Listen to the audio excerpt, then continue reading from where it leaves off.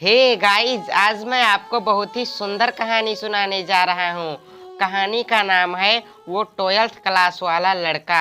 श्रेया की मम्मी ने अपनी बेटी श्रेया को फोन किया और बोली, हमने तेरे लिए एक लड़का देखा है।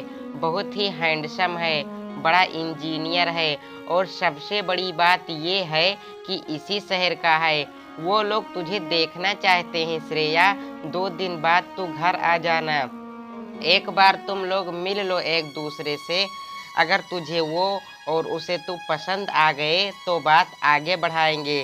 श्रेया, हमें तो लड़का बहुत पसंद है। श्रेया हॉस्टल में पढ़ती थी और एमएससी फाइनल ईयर में थी।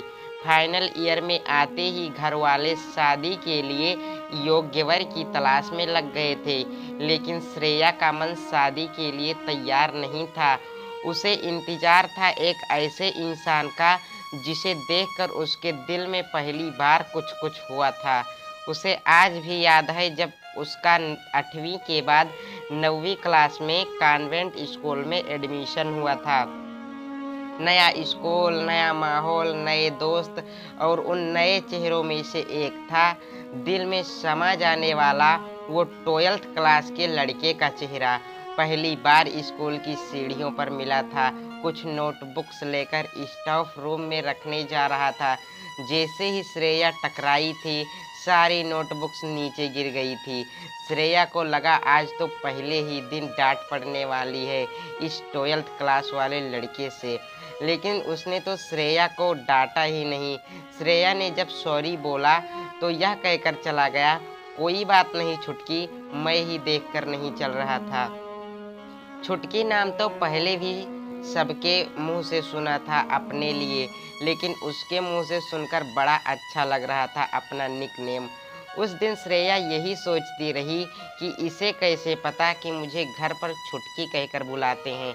मन तो बहुत हुआ पूछ ले, लेकिन हिम्मत नहीं हुई। उसके बाद अक्सर मुलाकात हो जाती थी उस 12th क्लास वाले लड़के से।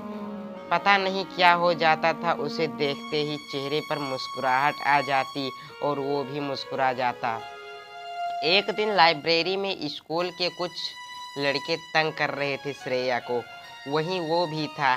घबराती श्रेया को देख खूब डांट लगाई थी उन लड़कों को और कहा भी था, ए छुटकी, मैम से नहीं बोल सकती थी? इतना डर क्यों रही थी इन स्टूपिड लड़कों से? बोलना तो बहुत कुछ चाहती थी श्रेया, लेकिन कुछ बोल नहीं पाती। पता नहीं क्या हो जाता उसे देखकर। श्रेया को बहुत अच्छा लगने लगा था वो 12th क्लास वाला लड़का, जिसका उसे नाम भी नहीं पता था। पहली मोहब्बत के पहले एहसास को दिल से महसूस कर रही थी श्रेया, लेकिन कभी बात करने की हिम्मत न जुटा पाती। जो भी उस समय उसके दिलो दिमाग में चल रहा था, ना ही उसने घर में किसी को बताया और ना ही अपनी क्लास की किसी लड़की को और ना ही उस 12th क्लास वाले लड़के को। सब कुछ अपने मन में ही रखा और अकेले ही जूझती रही, मन में उठने वाली उन भावनाओं से जो उथल पुथल मचाने में लगी हुई थी। फिर वो वक्त भी आया जब हमेशा के लिए उसकी नज़रों से ओझिल हो गया वो 12th क्लास वाला लड़का।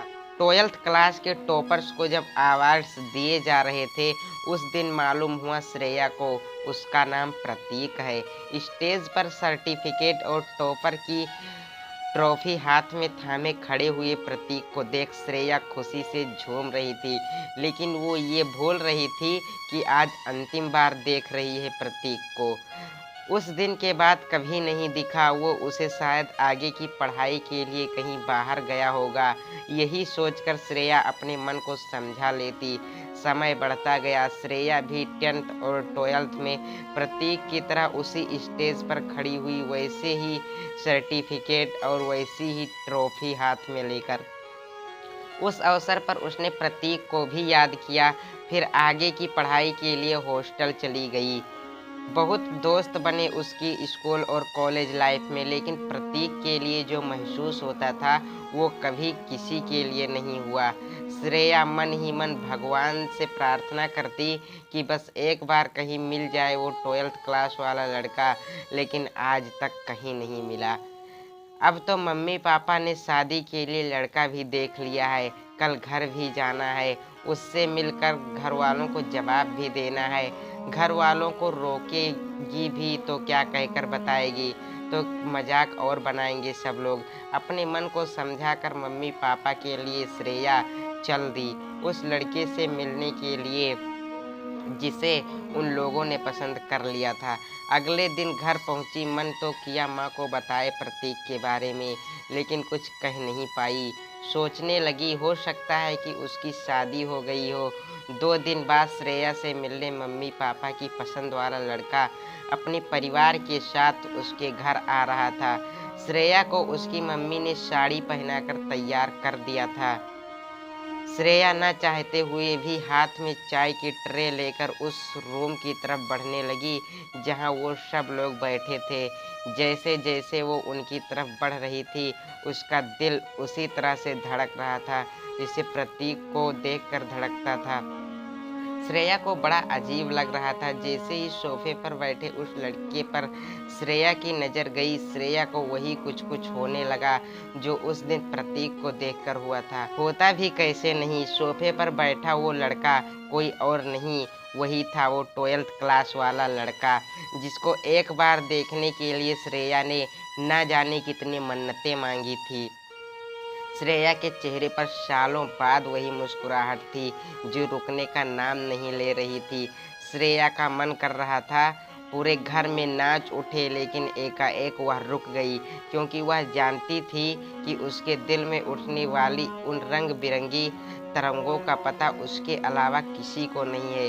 थोड़ी देर बाद उन दोनों को बात करने के लिए दूसरे कमरे में बिठाया। वो श्रेया का ही कमरा था। प्रतीक ने सबसे पहले श्रेया से यही कहा, मुझे ऐसा लगता है पहले कहीं देखा है आपको। प्रतीक के मुंह से ये शब्द सुनकर श्रेया समझ गई कि वह पहचान नहीं पाया उसे, और पहचानता भी कैसे। स्कर्ट पहनने वाली वो छुटकी और साड़ी पहनकर तैयार हुई ये श्रेया बहुत अलग जो लग रही थी। श्रेया ने प्रतीक को दीवार पर लगी अपनी यह तस्वीर देखने को कहा जिसमें वह 10th क्लास में मिनी ट्रॉफी लेकर खड़ी हुई थी। तस्वीर देखते ही प्रतीक बोल पड़ा, ओह माय गॉड, छुटकी यकीन नहीं हो रहा मुझे। श्रेया ने प्रतीक को सब कुछ बता दिया जिसे सुनकर वह खुद भी हैरान था। काफ़ी देर तक उन लोगों को बात करके देख श्रेया की मम्मी बुलाने आई और बोली, तुम लोग तो ऐसे बात कर रहे हो जैसे सालों से जानते हो एक दूसरे को। श्रेया और प्रतीक उनकी बात सुनकर मुस्कुराने लगे। कुछ महीनों बाद शादी का मंडप था और बैंड बाजों की आवाज़। बहुत सारे जाने पहचाने चेहरों के बीच दुल्हन के जोड़े में सजी छुटकी और दूल्हा बना वो 12th क्लास वाला लड़का हमेशा के लिए एक होने के लिए अग्नि के चारों तरफ एक दूसरे का हाथ थामे फेरे ले रहे थे।